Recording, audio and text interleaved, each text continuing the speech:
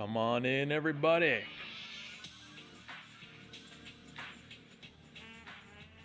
Come on in, come on in. Welcome back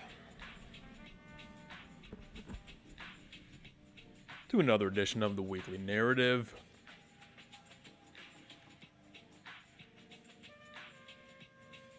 Fill it up, grab a seat, grab a drink, put on your masks if you don't want to get the COVID from me, because I am. Well, we'll talk about that in a minute. Flying solo today. Got the entire couch to myself. I see Vaughn in chat. Johnny got a notification, he says. There we go. We're getting some notifications. All right, that's good. We are fighting the YouTube overlords and the algorithm here. Definitely not getting notifications. I'm getting a lot of notifications from viewers that they're not getting notifications. So, yep, that's definitely a thing. Definitely a thing. Come on in, let's get started, folks. We got an interesting one for you today. We skipped a couple days because had the old Rona on Friday, Saturday, but we did release a nice, fun video for you guys. If you haven't seen that one yet, make sure you go to the YouTube channel and check that one out, because we went to Reno, did a little bit of man on the street fun times for you. I thought it was a great time. Come on in. I see you guys flooding in. Grab a seat. Grab a seat. I am sick, but you know what? The show must go on. As you might be able to tell from my voice, a little bit of nasal congestion. I don't think I actually have COVID, but according to Google, you guys ever tried Googling your symptoms? That's always fun. There's no quicker way to put yourself into a panic attack than to Google your symptoms. According to Google, I have glaucoma. Yep, someone have to go get that checked out. Possibly brain cancer, something like that. But honestly, I think it's just a sinus infection. I've got pain behind my eyes. I can breathe through my nose just fine, but hey, you know what? Who cares? Never. Googling your symptoms is, I mean, I was able to determine that I pretty much just had a nasal infection, and it's not actually COVID, which I think is actually good. Did you guys, let's see here. Did you guys see the video we put up on Friday? If you haven't, go check it out. We had people sign a Declaration of Dependence. It was hilarious. I was laughing for hours on end as I was editing that. That was a co-production with Cut from Cut Productions Inc. in Reno. I think that's how we all got sick, actually. So thanks to Cut and thanks to the Reno weather and all the sick people there for getting me sick. It was worth it, though. I'd do it again. No problem. Today I wanted to talk about a few things. As you can see from the title, we're going to talk about some questions that I have about coronavirus or COVID. And then we're going to get into some very interesting news about the new Attorney General in LA. Have you guys seen what this guy's doing? Holy smokes. Delaney's out today. She's also sick. But we'll be back on like Friday or Saturday. It's okay. We've all got the same thing. Cut, Delaney, and I, we've all got like a nasal infection.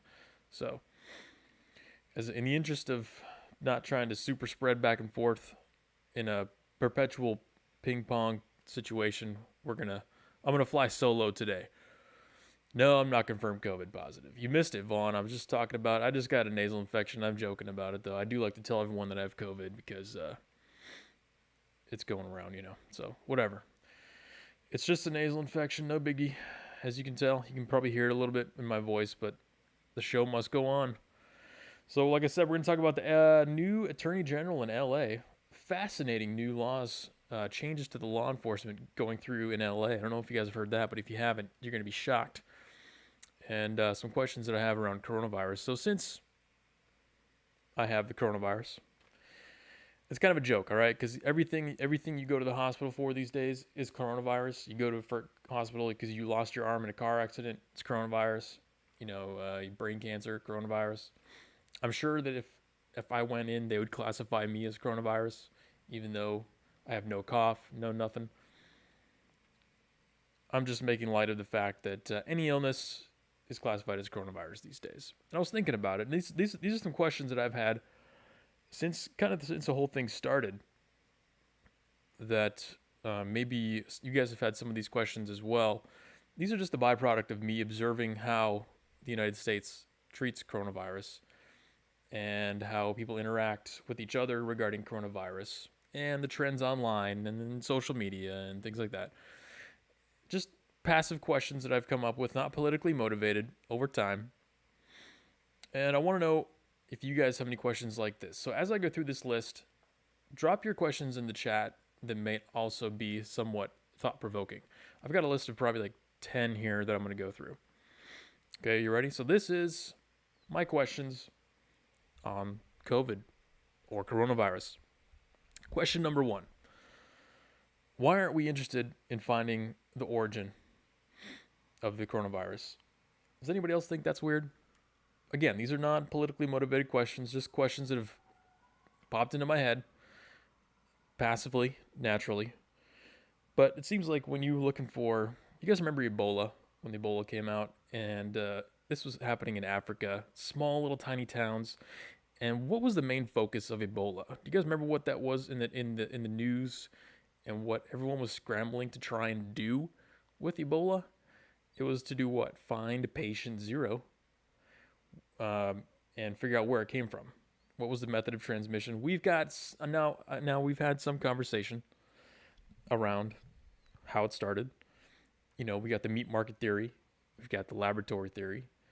I'm just saying. That's probably a good segment name for this. I'm just saying. Why haven't we actually looked into and investigated? Like, why haven't we sent journalists out there to look? Why haven't we seen anything from CNN, like investigative segments, or Fox News, or any of these major media outlets of really digging deep and investigating the origins of COVID? So that's the first question. And these aren't rhetorical either. These I really want to know the answer to all these questions. I think once you examine these questions a little bit, you might start to think these are politically motivated, but they're really not. Okay, so let's question number 2. COVID questions. Why isn't anyone questioning how or why it was allowed to spread globally so quickly? All right. So we watched this thing go from China to Italy, which is one of the main hotspots, Europe. Everywhere in the world got this. But it doesn't seem like we ever stopped to ask any questions about how or why that was allowed to spread. The joke that I came up with when this first started out was that somebody eats a bat in China and then the NBA gets shut down. That's globalism in a nutshell right there.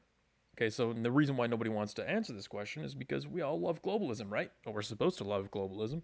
We're supposed to love the fact that we can take a flight from the middle of China straight to America in less than a day, or whatever it is. I've never flown to China. I wouldn't know. I'm just saying. It's a question that should be worth answering, or at least investigating.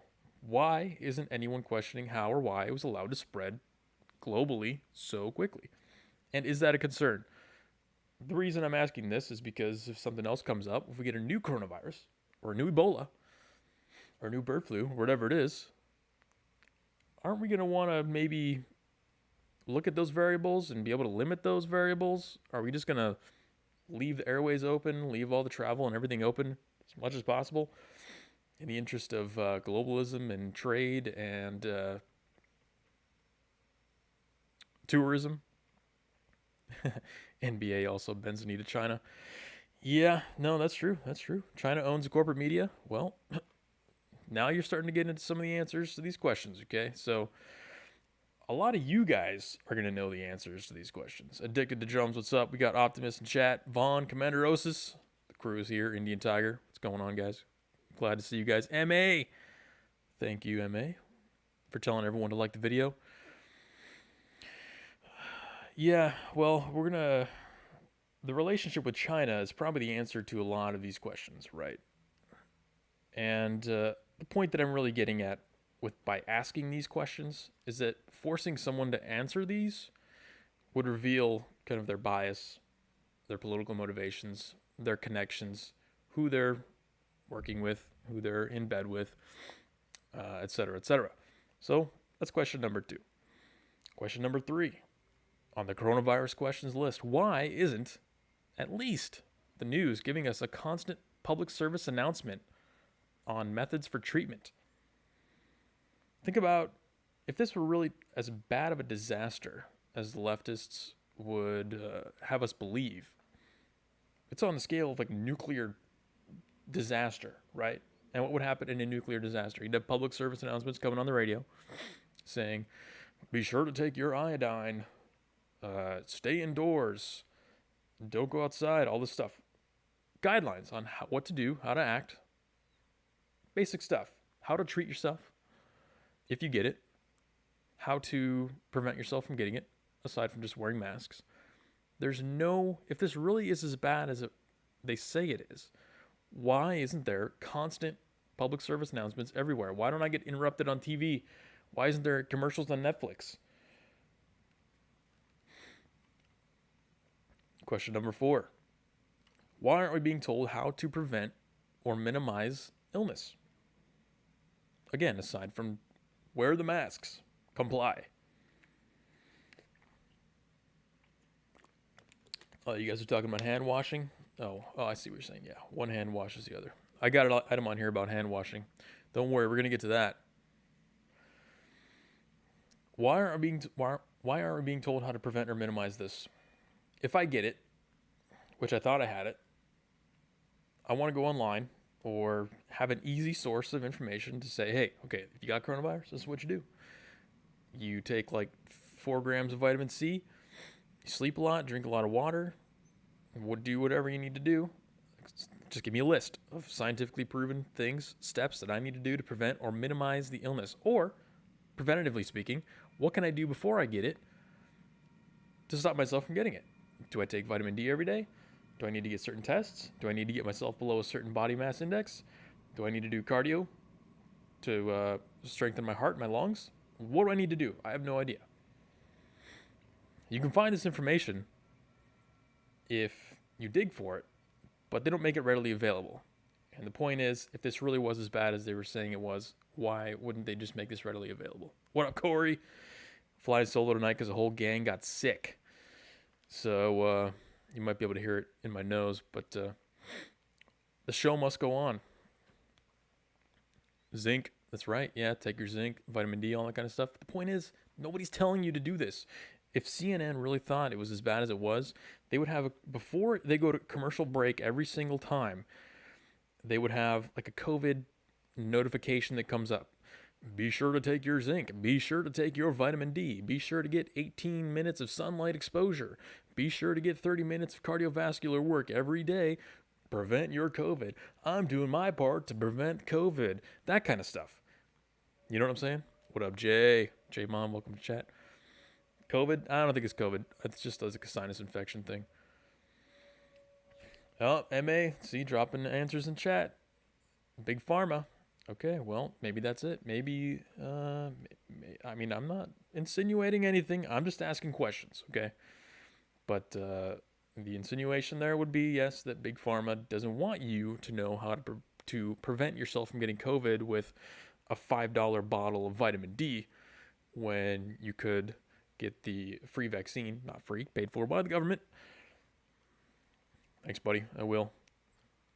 I'm already feeling great. I just have a little congestion. So that's another question. Why aren't we being told how to prevent or minimize the illness? Next question. Why don't we talk about the R0 number anymore? Does anybody remember the R0 number? Does anybody remember how the R0 number was the only thing we ever talked about for like the first 3 months this thing came out? Does anybody think it's weird that we don't talk about that at all anymore? News doesn't even mention R0. Do you even remember what the R0 is? R sub-zero. Okay, it's R with a little zero at the bottom. That's like the death rate, basically. Or no, I'm not sorry, not the death rate. It's the reproductive rate. For how many people that gets it, how many more will they infect? That's what the R naught is. That's all they talked about. But now we don't talk about it. Why? That's all I want to know. I just want to know why we don't talk about that anymore. Next question. Why is 100% of our focus on masks and not avoiding touching surfaces? Another thing that we don't really talk about anymore. Do you guys remember when this thing first came out? They were talking about how this stays on surfaces for like weeks. You guys remember that? And with pretty much every other illness we've ever dealt with, what has always been the standard go-to method for prevention? Washing your hands, right? Because you touch your face, you touch the doorknob, and then you touch your face again or whatever. That's how you get it. It gets into one of your mucous membranes, and then you get infected. If I go to the store right now, I could go to a grocery store, I could go to Safeway, I get in line, buy a Snickers candy bar, a bag of Flamin' Hots, or whatever it is that I'm buying. Everyone's got masks, but the guy who just picked his nose or rubbed his eye, he's going to go down and touch that pin number machine, and they don't ever clean that. They clean the cart handles. They clean, well, that's pretty much all they clean in stores now. They never clean the ATM things, the debit machines. So you press that, and then I tap it, and then, yeah. So 100% of the focus is on wearing masks, not about not touching stuff and the surfaces, which, again, like I said, only reason it's a question for me is because they couldn't stop talking about this when it first came out. It was all about, oh my God, COVID stays on surfaces for 8 years. Yeah, and my trick for that is I just use my knuckle. I don't actually touch anything with my finger. So just in case I do unconsciously touch something with my tip of my finger, it's not as bad. That's the best I'm able to come up with for that right now. But still, I think an interesting question. The R naught and touching stuff, we don't talk about that anymore. Why? Next question. Actually, this one isn't even written down, but as I'm talking about that question, I just remembered this one. Why isn't anyone concerned about the long-term exposure to these cleaning chemicals? Have you guys seen what they're doing at the stores now? When you go to these grocery stores, like I mentioned, they have like these giant pesticide sprayer pumps where they just and then they spray all of the carts. They don't even wipe them down. They just drench the carts in these chemicals. And I seem to remember environmentalists and vegans and all kinds of weirdos crying about how exposure to these chemicals is messing people up. But all of a sudden, we don't talk about that anymore. So here's a question. Would you rather be exposed to cleaning chemicals for years on end because of COVID, or would you rather just get COVID right now and probably get over it in 3 days? Which do you think would do more long-term damage to your body, your reproductive system, your endocrinology? Because, all these cleaning chemicals they're all endocrine disruptors. Why do you think our testosterone levels are plummeting in men these days? Because there's chemicals everywhere that we're exposed to. So, interesting question, thought provoker. Would you rather get COVID and just have it for a week, or be exposed to these cleaning chemicals for years on end, which we are going to be?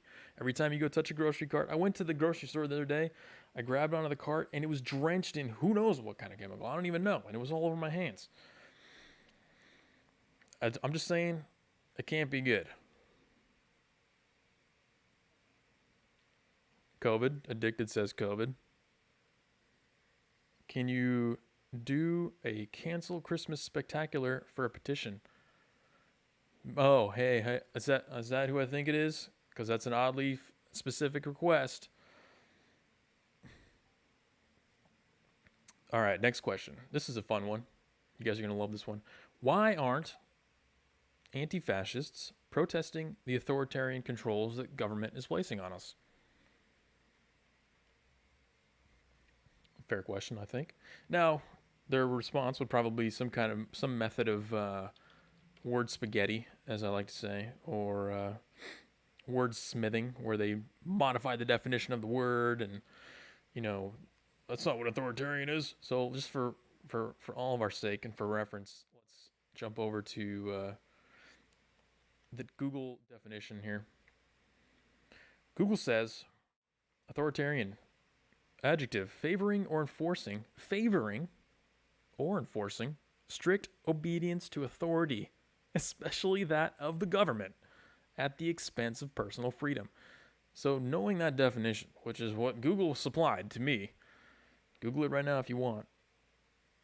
Is there any question that what's happening in places like California that this isn't authoritarian? Is there any aspect of that definition that is not being met to the T as far as what's businesses are being forced to shut down? People are being told to stay at home, said you can't do this, you can't do that. Our freedom is being sacrificed at the expense of obedience to authority. So knowing that this is authoritarian, I don't think even the most retarded leftists could argue with the definition of authoritarian in that usage. Why aren't they protesting? Where's the anti-fascists? Is there anything more authoritarian than shutting down an entire country's small business and then only allowing the large, super wealthy businesses to profit during these times?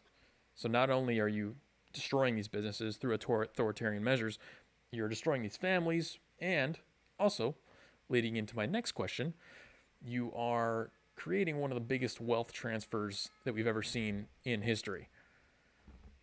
Next question on the COVID questions. Why are none of the leftists who cry about income inequality, wealth inequality, equity all day, all night, why are none of them talking about how shutting down businesses initiates one of the biggest wealth transfers in history that we've ever seen? Are they still interested in inequality? Because what we're seeing right now is Walmart gets to stay open, but Joe's hardware store is forced to close due to the authoritarian control of the government. Which part of that entire equation is congruent with the leftist policies? Because I thought they were against authoritarianism. I thought they were against fascism. I thought they were against wealth transfer. Who's making the most money right now? Out of all the retailers, all the businesses, who's making the most money right now? Is it the little guys? Nope, it's Jeff Bezos, Amazon, Walmart.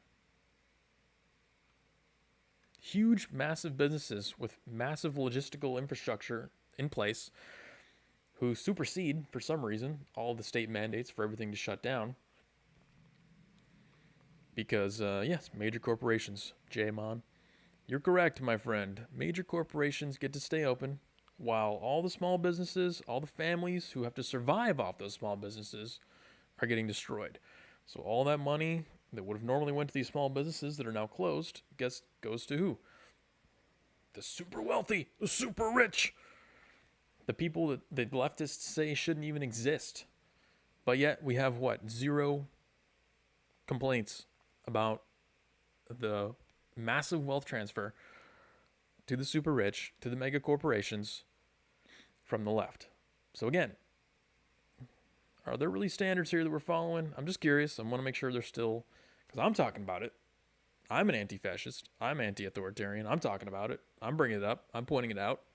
I'm saying it's bad. I don't hear anyone over there saying it's bad. I'm hearing them say, shut down more. I'm hearing them say, there's stories locally here in California of businesses who are defying the orders, staying open in like Placerville County and more the red country rural regions. Stories on social media and in local news networks where they're just covering how one small restaurant is trying to stay open and they're defying the orders by creating a loophole to have a membership. So they're not open to the public because they charge a $1 membership.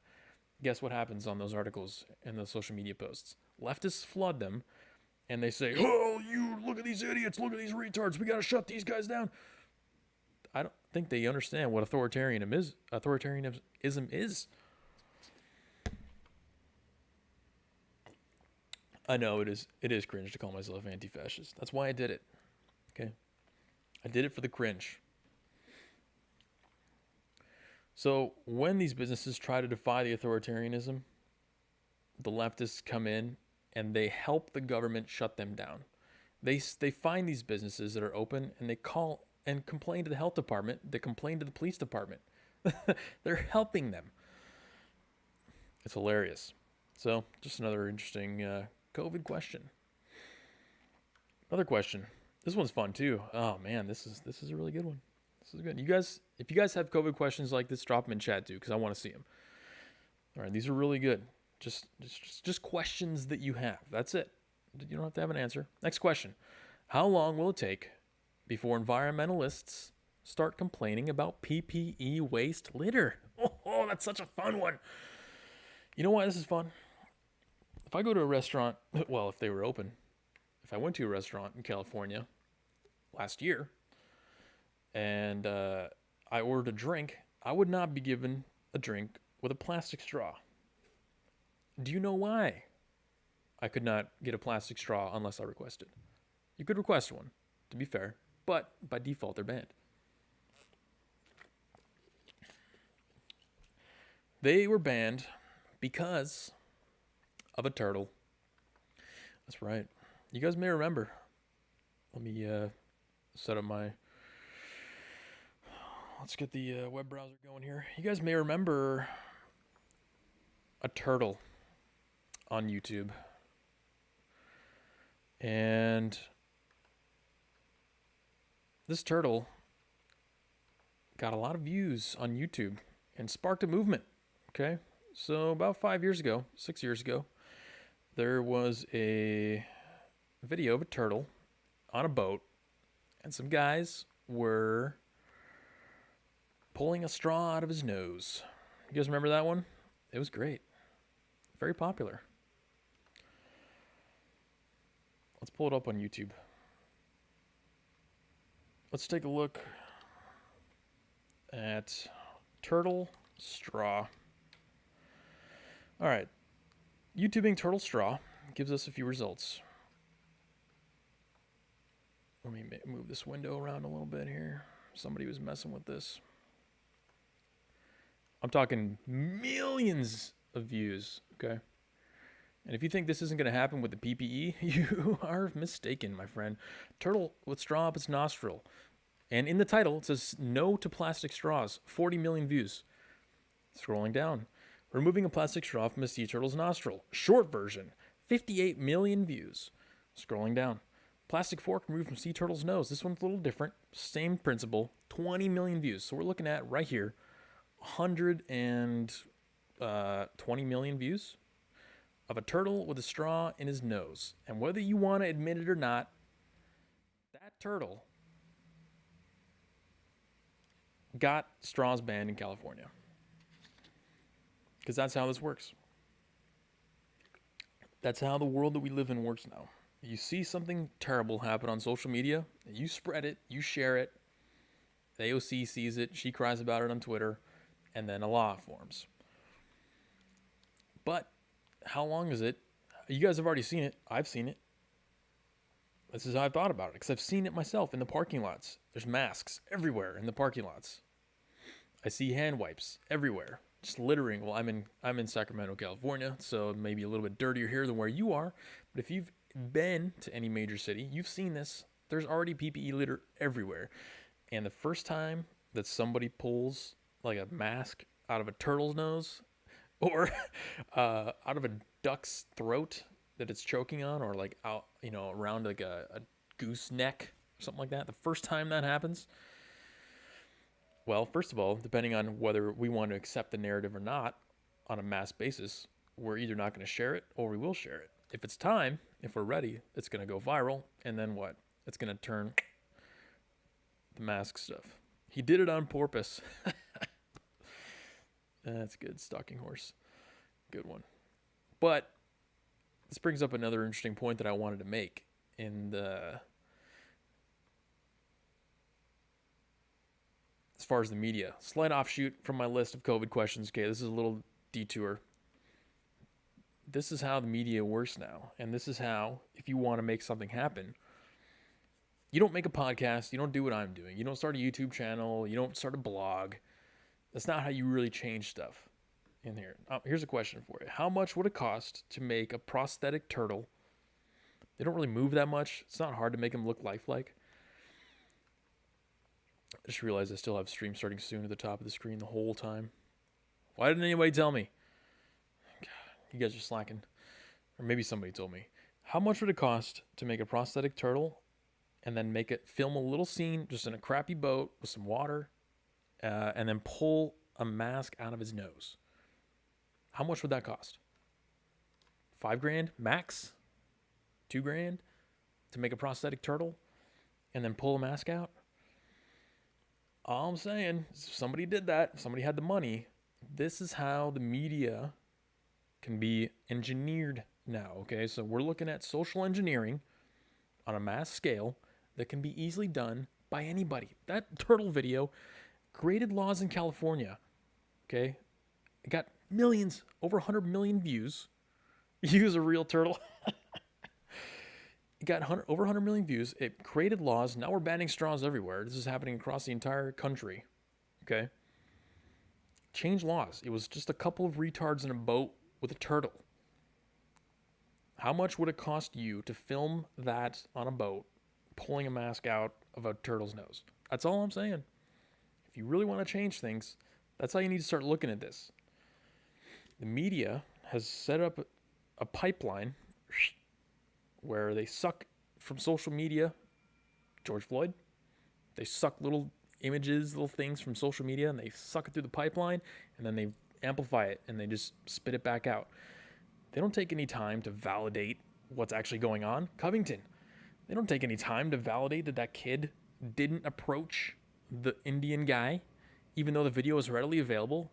Their whole team of people didn't take the 2 seconds to look for the full video. They sucked it through the pipe and they blasted it out. You could make something, just saying, that would easily fit right in that pipe and would get amplified before anybody noticed. Okay? There's opportunities for, you can say whatever you want about the media. It's garbage, yes. It repeats things that are awful, sure. It lies, sure. Untrue, sure, whatever. But it is easily manipulatable if you wanted to do it. Robert Pickle Snickle with a $10 super chat says, people know too much with the internet and now establishments trying to rein back in its control. COVID, perfect opportunity. Conspiracy theories, COVID passports, COVID certificates, papers, please. Yes. Absolutely. No, you're right, man. It's going to get to that point. COVID passports, certificates, papers, stuff like that. More control. They already see it because even the guys who claim to be anti-fascist and anti-authoritarian, they're not saying anything about all these government controls and authoritarianism. So as far as they're concerned, it's a green light. They're like, oh, yeah, let's passports, travel restrictions, whatever we want. Doesn't matter. Who cares? And the thing is, with what you're saying, it doesn't have to be implemented at the government level for it to be debilitating, right? So the government doesn't have to say, you need a COVID vaccination. But if Ticketmaster allows their event or coordinators and organizers to require COVID, then the private market is going to say, well, you can't do this, this, this, or this unless you have COVID vaccination, so you can't really do anything. You can't fly, can't go to concerts, can't go to bars. So it doesn't have to be from the government, which is kind of scary. So coming back from my little tangent there about the media and how the media can be manipulated because of the turtle. Thank you, turtle. Hopefully planting some seeds in your guys' head. Questions, COVID questions. Last question here. Why aren't we seeing any information, or why aren't we given any information on death demographics? Because what do we see all day in the news? Death count, highest since April. I think that's the latest one, right? Case count, highest in 8,000 years. But we have no context on that data. It's almost like nobody who consumes this information has ever worked in any professional environment where they had to consume data, because you have to have context on this data. It would be much more useful to know that 95% of the deaths are from people who are obese or over 70 years old. Because if I were to ask any random person on the street, like I did in Reno, If you haven't seen the video, go watch it after this. Uh, what are the statistics for COVID deaths? If I ask any random person, what are they going to say? The extent of their answer will basically be a count, a number, maybe if they're lucky. But then if I ask them to break down who's dying to COVID, do you think they'd be able to answer? Absolutely not. Absolutely 100% not. Nobody, I barely could. Unless you actually go and look at the CDC statistics yourself. See proof that even when I'm not drinking, sometimes I have a hard time talking. Even if you go look at the statistics yourself, it's hard to find this stuff. And then you realize that, okay, no, kids don't die from it. Basically, anyone under 50 is like a 99.9% chance of survival. And then you start to get older, or crazy factors like obesity, then you start to see where the deaths come from. Nobody on the street knows this because nobody in the news media talks about who's actually dying.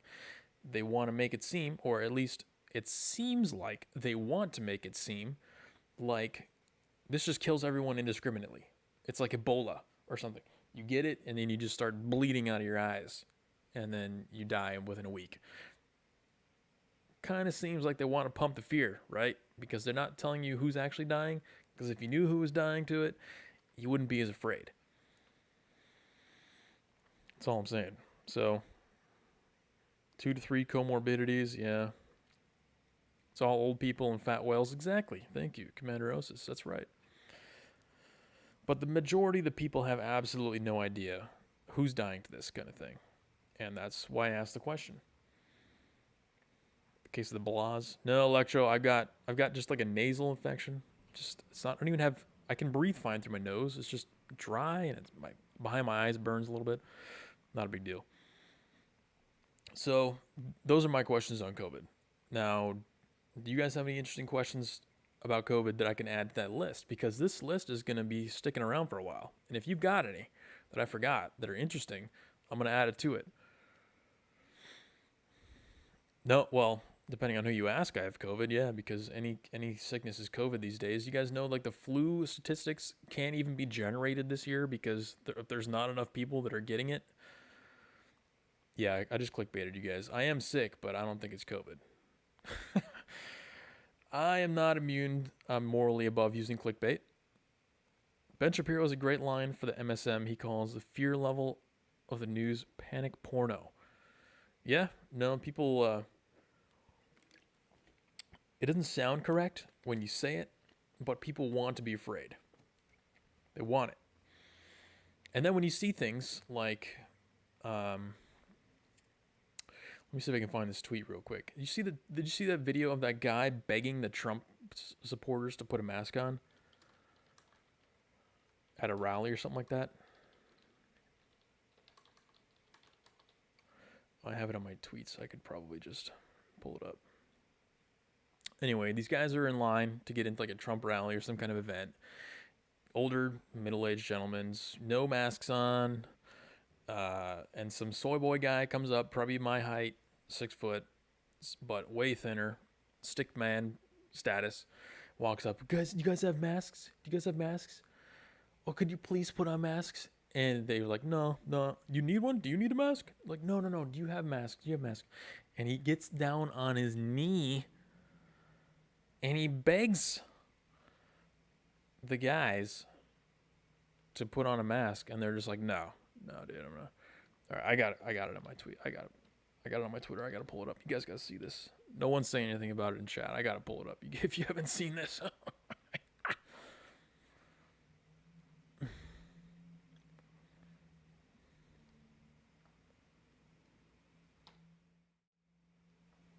Okay, here we go.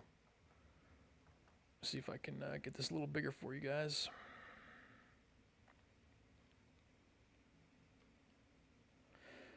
You could infect somebody else and they could get sick. Why don't you leave them alone? Will you please wear one? Will you please wear one? Will you please wear a mask? He gets down on his knee and he begs. Look at that. For the sake of the people, please, I'm begging you, he says. Unbelievable. I forgot why I brought him up, but how old are you? 32. Oh, because Ben Shapiro, the fear porno. Yeah, because the fear porno turns you into one of those guys. That's why I brought it up. The fear porno, they like the fear porn because it lets them be righteous like that guy. That guy thought he had some kind of authority. He walked up to those guys, and if this has happened to me in Texas actually. If Corey's still here, he was there with me. He saw it. Somebody walked up to me. I didn't have my mask on at a bar, and somebody's like, "Hey, where's your mask?" And just instinctively, I said, "Oh, it's right here in my pocket." And he's like, "Works just as good in here." But anyway, these people, once they have the fear porn pumped into them, they get a sense of authority where they can then go to other people like me or you and be like, "Hey, where's your mask?" It turns them into like police. It gives them the motivation to approach you where they normally wouldn't have any authority or impetus or the just no reason to approach you and talk to you in public. So yeah, the fear porn is for a reason. It's to enforce compliance. So that's fun. Let me jump over to chat here.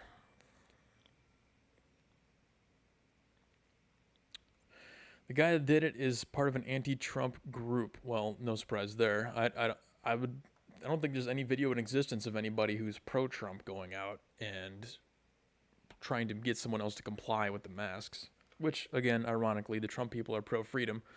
If you were to look at behavior just based on that video alone, tell me, knowing the definition of authoritarianism that we went over earlier in the chat, in the stream. Again, I have the tab open right here. I'll read it. Authoritarianism is favoring or enforcing strict obedience to authority, especially that of the government at the expense of personal freedom. Who in that video, the Trump supporters or the soy boy, was acting like an authoritarian? Just saying. This is stuff nobody wants to talk about. Believe what you want. I've been following Ben for years. Oh, you guys are arguing about Ben Shapiro now. I have Cuddies. That's also 98% survival rate. I don't know what that is, Huckleberry. So, okay, moving on. That's the COVID questions. If you guys have COVID questions, drop them in the chat so I can add them to my list. Let's move on to a very interesting story about the Attorney General in Los Angeles. Have you guys heard about this guy? I think he just got sworn in like today or yesterday. His name is Gascon. Gascon. You guys are going to be hearing a lot about that name. So I'm happy to bring that to you here first. Gascon. Attorney General for LA, Gascon. What's old Gascon doing? First of all, let's give you a little information on Gascon. Who is this guy?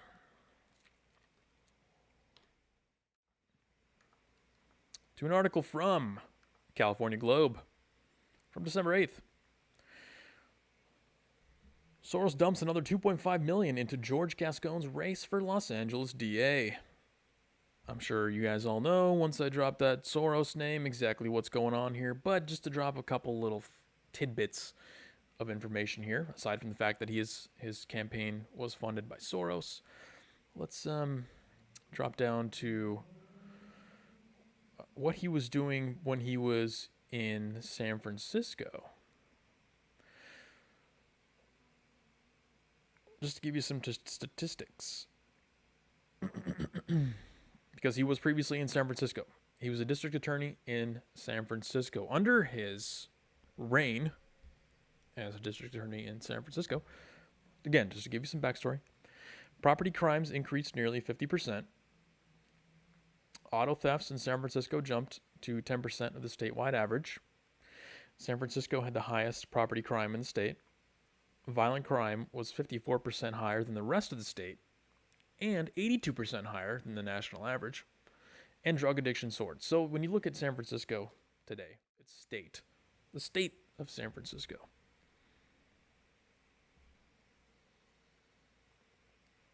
This guy's got a lot to do with the current state of San Francisco. And you wouldn't think that you could upgrade from San Francisco, but he's recently moved over to LA. And what's he doing in LA? From the LA Times. On the first day, as LA County George Gascon eliminates bail, remakes sentencing rules. And I'm getting bombarded here. Let me allow ads. Please, sir, can I view your site? So the LA Times tells us all about how he's eliminating bail. He's remaking sentencing rules. He's eliminating the death sentence. But what the LA Times doesn't really talk about in this article, and I'm not going to read the whole thing. I just want to say that I'm citing the LA Times originally, and then I dug a little deeper to find out what's actually going on. But just to give you an idea of what he says, let's just read a summary here. I recognize for many this is a new path. Whether you are a protester, a police officer, or a prosecutor, I ask you to walk with me. I ask you to join me on this journey. He said, we can break the multi-generational cycles of violence, trauma, and arrest, and recidivism that has led America to incarcerate more people than any other nation. That paragraph alone should say everything that you need to hear. There's so many double terms and hidden meanings and everything that he said there. First of all, we can break the multi-generational cycles of violence, trauma, arrest, and recidivism. I don't think that has anything to do with putting people in jail. I mean, it has a little bit to do with taking fathers out of the family, but getting into jail in the first place is a choice. Okay? Let's just point that out first of all. Everything that this guy's saying and everything that the new leftist perspective on crime and incarceration has to do with removing all responsibility from the person committing the crime. And that's what this guy continues to do, which is probably why he got elected, because people recognize that he was on board. Second thing I wanted to point out in that paragraph is that it's led America to incarcerate more people than any other nation. Sorry, again, do we just like pull random people off the street and throw them in jail? Is that how this works? Is that how jail works? I've never been to jail, so I don't know. Maybe that's how it works. You just pull random people. You're like, hey, this guy, come, you're going to jail. I don't think that's how it works. I think you have to choose to commit a crime first, and then you go to jail. So that sentence should really say, these people's poor life choices and circumstances has led America to incarcerate them for their crimes. But anyway, let's get on to the meat and potatoes of what we're really talking about here. The shocker. The really good stuff. What we're talking about, Gascon here, with old Gascony. LA Times does not include this in their article, by the way. It's called Directive 20-07. You can find this on their website, the lacounty.gov. Special Directive 2007. Are you guys ready for Special Directive 2007?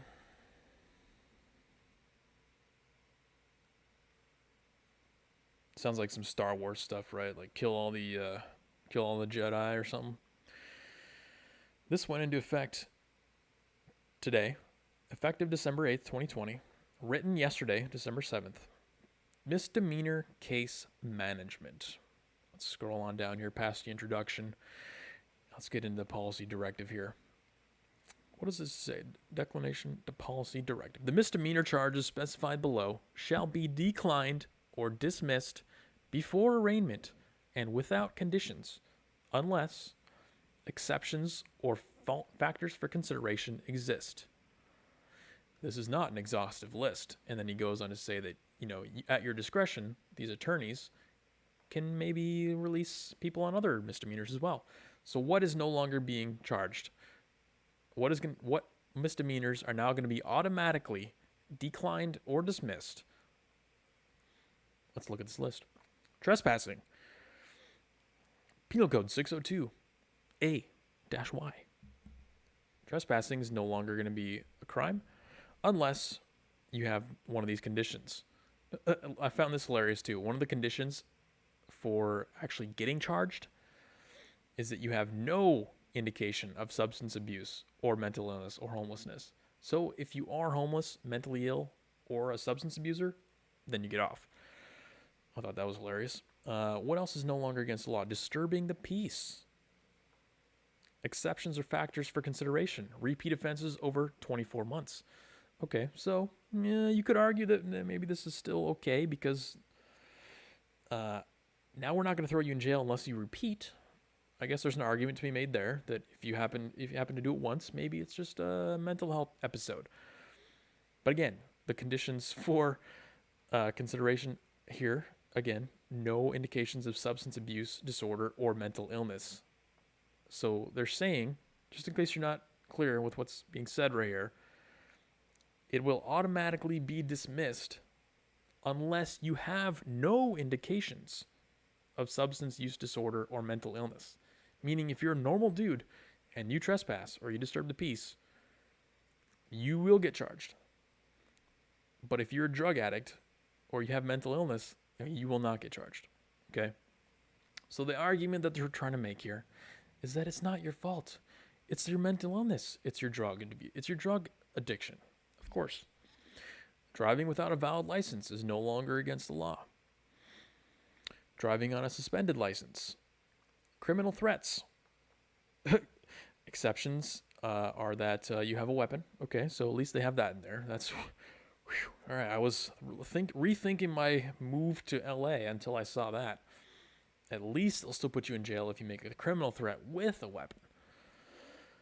This one's fun. This is where it gets interesting because these next 5 that I'm going to read, no exceptions or factors for consideration for these, okay? So this just means straight across the board, no longer a crime.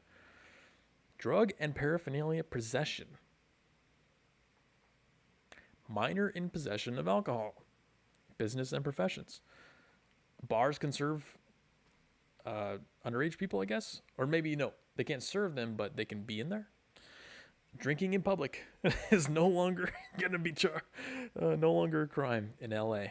Exceptions or factors for consideration, none identified. Okay? So they just dismiss all of these charges. Regardless. Not even a mental health consideration there.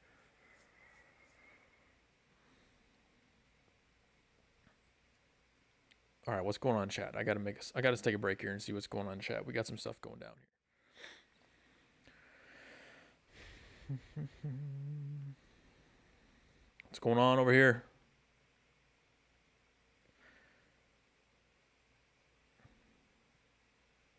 Pattern recognition makes us Nazis. Who's calling us Nazis?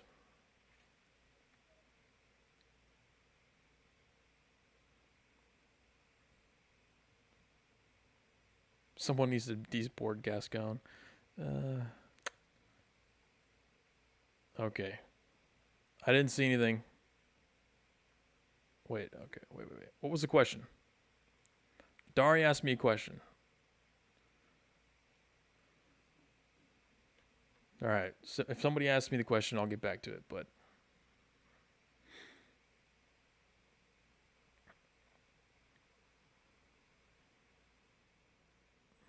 don't talk about wooden doors on YouTube. I don't get that reference, but I will avoid from doing that. Back to this fantastic list. Can you guys believe this? Where's my directive? Where's special directive? Here it is. Drinking in public, no longer a crime, with no exceptions or factors for consideration. Under the influence of controlled substance, no longer going to be charged. No factors for consideration. Okay, so here's what you're going to see. Here's what's going to happen with this special directive and the LA stuff. You're going to see Fox News and all the right-wing media outlets just come in here and be like, oh, they decriminalized criminal threats and driving on a suspended license and trespassing and disturbing the peace. But they're going to leave out the factors for consideration and the exceptions. Okay, you come here because I'm going to talk about that. I'm going to talk about the exceptions and the factors I'm going to go deep, okay? Tell you the truth. But even beyond that, some of these don't have factors for consideration or exceptions. Minor in possession of alcohol, no exceptions. Drinking in public, no exceptions. Under the influence of controlled substance, no exceptions. Public intoxication, no exceptions. Loitering. The only exception here is repeat offenses. Loitering to commit prostitution. No exceptions. Prostitution is now legal in LA. And they say the best for last. Resisting arrest. That's right, ladies and gentlemen. Resisting arrest is now no longer against the law in LA County, with the exceptions for people repeat offenses over 24 months, or the actual use of physical force against a peace officer, so you can resist, but you can't punch him. Or the charge is filed in connection with another offense not enumerated above. I don't know what that means. It's some legal stuff. It sounds like pretty much everyone's going to get off with resisting arrest now. Order 77, Rise of the Crackheads. Exactly. Johnny, you nailed it. That's right, man. The question becomes, do these people understand incentives? Because that's what we're doing here. We're modifying the incentives. These laws aren't in place just to throw people in jail. The laws are in place as a deterrent as well, to prevent people from committing the crimes. Because let me see, I couldn't go out and get drunk in public, but it says here that I'm going to go to jail for 30 days. I don't want to do that. What? Well, wait a second. Now it says that's not even a crime anymore. No one's actually going to do that, by the way. That is very dramatized reenactment of what's going to happen. But the point and the principle still stands. The incentives have been changed. And part of the big reason why, like Dari says in chat, that the country is moving in the wrong direction on many levels is because nobody understands incentives anymore. We don't know how to make people behave in certain ways based on incentivizing certain behaviors. Or we do, and we've specifically guided them in certain directions and given them the wrong incentives, like welfare, things like that, that just destroys society. So again, I would say, I see what they're trying to do by making prostitution and being drunk in public and threatening people with legal. I see what they're trying to do. They're trying to say that they did cite that 67% of the people they arrest have mental illness, and then like 80% have a substance abuse disorder. So, like I said at the beginning of this story, all the leftist narrative around crime and criminality now is about removing the responsibility from the person and saying, oh, it's not you, it's your mental illness. It's not you, it's your drug addiction. Like, you didn't choose to do the drugs just chose to do you, and now you're addicted, and now you're doing crime. It's not your fault.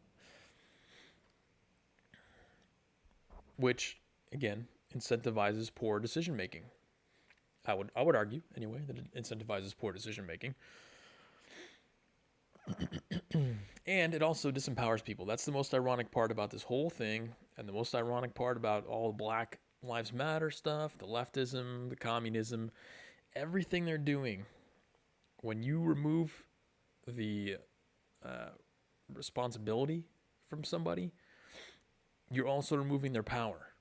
Because giving them the responsibility and saying that this is your issue, this is because of you, this is due to your choices, it instantly, what does that do? It gives them the power to change their outcome. If I say that you're going to get thrown in jail because of a racist system, then you have no power to change that. You're just at will of the system. You exist in the system, and I have anxiety every day because I might get arrested for no reason. No. Reality is that you go to jail based on your behavior and your decision making. And what did I do by just telling you that? Now you have the power to make the decision to go to jail or not. You have the power to drink in public or harass somebody or whatever it is that's now legal. But anyway, LA sounds like a great party destination now, even more so than it was before, because you can go there, drink in public, get smashed, get hammered in public. No one's going to care. You can't get arrested. You can resist arrest. You can go there, you get smashed with the boys, rob a liquor store, rob a jewelry store. And when they try to arrest you, you just, I mean, I'm a pretty big guy. I'm 6'2", 180. I could probably resist most arrests from most cops, especially if they're female. I'm just saying. And the fat cops too, I can probably get away with it. And that's not a crime either. So I'm just saying. All right, MA says, except Jeremy, what if people are genetically predisposed to violence? Ooh, still a choice. Okay, still a choice. Predisposition doesn't mean you're powerless to it. When is the breaking point for the sane people? What's the tipping point? Does it have to be at your front door? Saddened it's moving faster by the week. Anthony, good question. Well, it's really you bring up a big question, because the question really is, the cities are dying. Why aren't they just collapsing? As the light rail sparks brightly behind me, why don't the cities just collapse? Because the kind of stuff is going on. The people who live there, obviously, they have some kind of tolerance level for this. And I think you're pretty much correct in that once nothing's really going to happen for a lot of these people until their window gets smashed in. Okay, so that's why, I mean, we're already seeing mass exodus of people from California. The cities are pretty much dying out. Sacramento is basically empty and dead. I imagine San Francisco, now that Gascon completely emptied out San Francisco, killed that, he's moving on to LA, because there's only one city bigger to kill than San Francisco, and that's LA. But like I said, man, this all trends back to what I'm saying. And I'm going to mention it again because I'm going to advertise my theory over and over and over. And it's the theory of decentralization. These cities become so concentrated that their utility is no longer worth the risk of living there. And then you have to break back out of the city. The city's not meant to be a long-term living situation. Some people can tolerate it. Some people have higher tolerances than others. Maybe LA, the people there are used to it. People don't want that power. They want to have deniability for their bad behavior. Well, that's the thing. See, most people had terrible parents. They had terrible culture growing up. So any chance they have to take on responsibility for themselves and admit that they have power to change things in their lives, they will shrug that off. They will look for externalities, whatever the closest, most obvious externality is to blame. In most cases, it's things like cops or mega corporations, whatever. They'll blame that instead of admitting their own fault and accepting the power. But you can't blame externalities and then also want to be empowered. It doesn't go. You can't do both of those. Dari says you also have the power to work a normal job and be proud of personal progress, paying for things while maintaining a level of self-determination. Well, I paid my way through college, working 40 hours a week, sometimes 2 jobs, for a degree that I researched and I knew was going to be economically viable. Most people didn't do that. And now I'm in a good spot. So,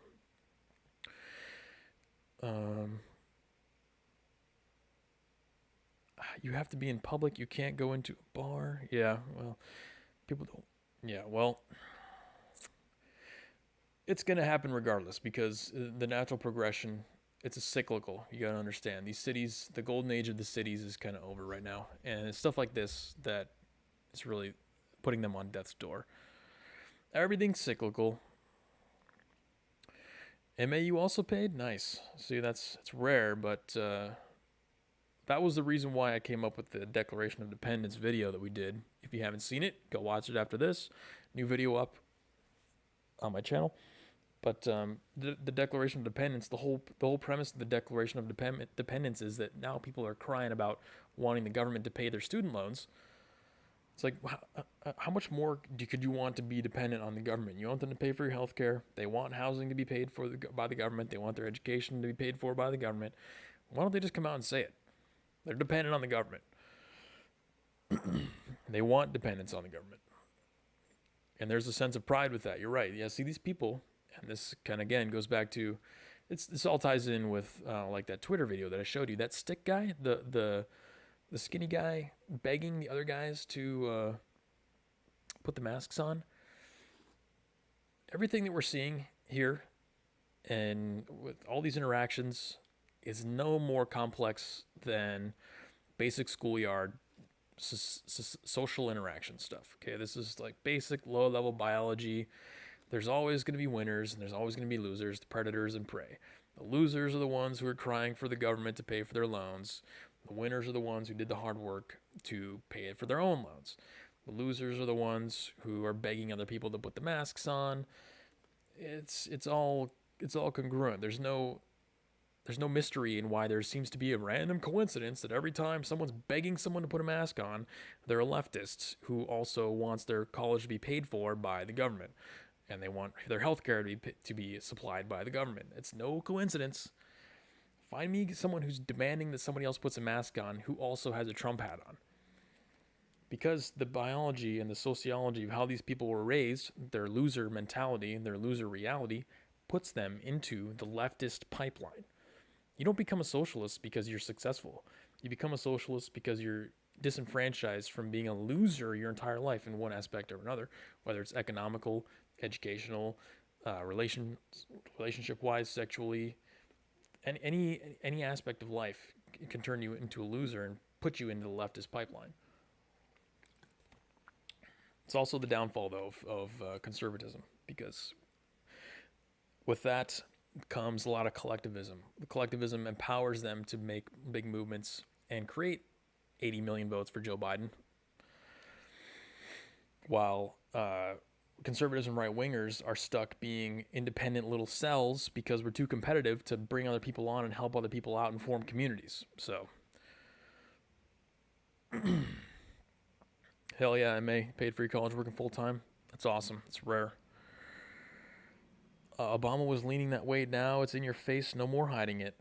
No, it's really accelerated quite a bit. And I think every time something happens like this, where we have authoritarian mask mandates and there is no major reaction, like visceral reaction from the population to it, they're gonna see that, like I said, as a sign that they can continue on, put the foot down on the gas pedal, and keep going. Which is why you need to decentralize. You need to get away from the institutional power that is creating those circumstances. Collectivism is bad, which is where we are now. Yes, but it does work very well if you're trying to organize. Unfortunately, you can't deny that the leftists are good at organizing, coming together, being solidarity. Like, collectivists will lift each other up. They'll find each other. They'll help each other. If you get arrested, they'll pay your bail. They'll figure out ways to do it. It's like an ant colony. They're like ants. It's very interesting. Whereas conservatives are more like wasps. They're more independent. Their colonies aren't as big. They're more competitive, It's a bug analogy for you guys. I used to be an individualist, but no other group is going to give up collectivism because it works. Yes, it does. The mistake that they make is that thinking collectivism works on a scale of 350 million people. It does not. Collectivism is not scalable. I think collectivism works as well. I believe collectivism works, just not on that scale, and not on the scale that they want it. All right, let's see what else I had to go over here. If I had anything, I don't even know if I did. I did. An article from National Geographic. Another question that I could have raised regarding the coronavirus. Another thing that nobody else is really talking about. Again, with the leftists, they don't care about the giant wealth transfers because of coronavirus shutdowns. They don't care about the authoritarian controls. And I haven't heard any of them talk about how 1 in 6 Americans could be going hungry in 2020 as the pandemic persists. I'll enter my throwaway email here for you.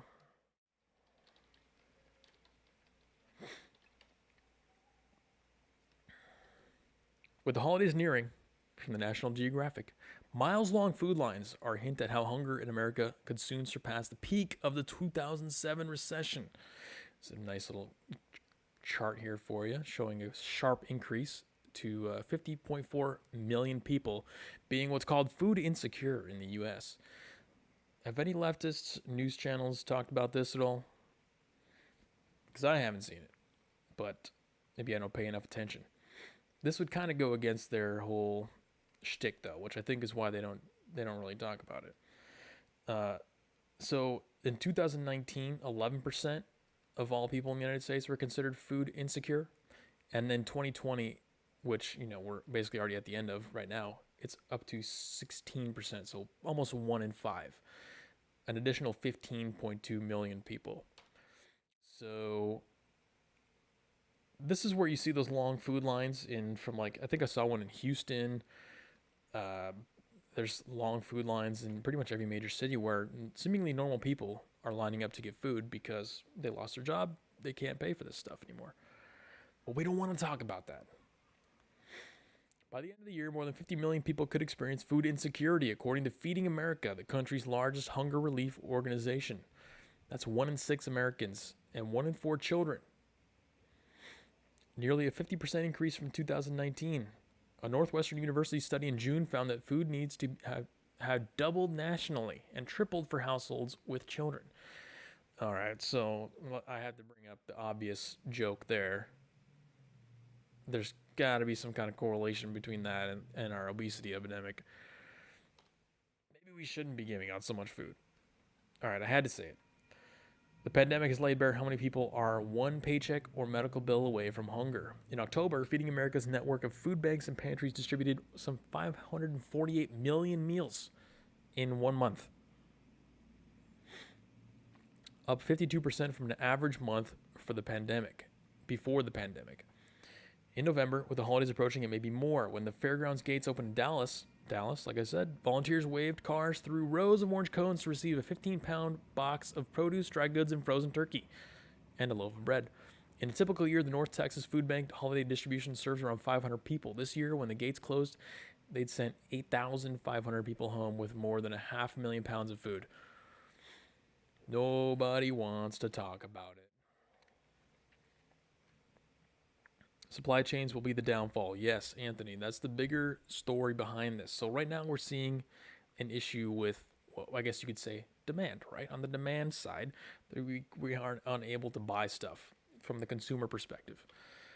Eventually, these problems are going to get into the supply chain as well. And we've heard stories on and off coming here and there, whispers in the night of truckers losing their jobs or wanting to strike, or supply chains. I can't find Coke Zero in stores anymore. I just want Coke Zero Vanilla. That's all I want. I can't find it because they don't make it anymore, or they can't make it, or they can't supply it. So I don't know if you guys, have noticed things like this in the store, but some things you cannot get anymore, and it's fine. It's at the level where it's not very impactful yet, but it's going to eventually get to the point to where, what if there's another toilet paper rush for all these diarrheal people who have to go 8 times a day, and supply can't keep up? It could be a production issue where they can't make enough toilet paper. It could be a supply chain issue where they can't drive the toilet paper to the store. It could be a lot of stuff going on. People don't understand how fragile this whole system is. And if all the truckers, for example, just got COVID, then we'd all be screwed anyway. So I just wanted to point this out. This is something I haven't seen talked about, and it goes along with the questions that I had on the COVID stuff. Why aren't we talking about this kind of stuff? That's all I'm saying.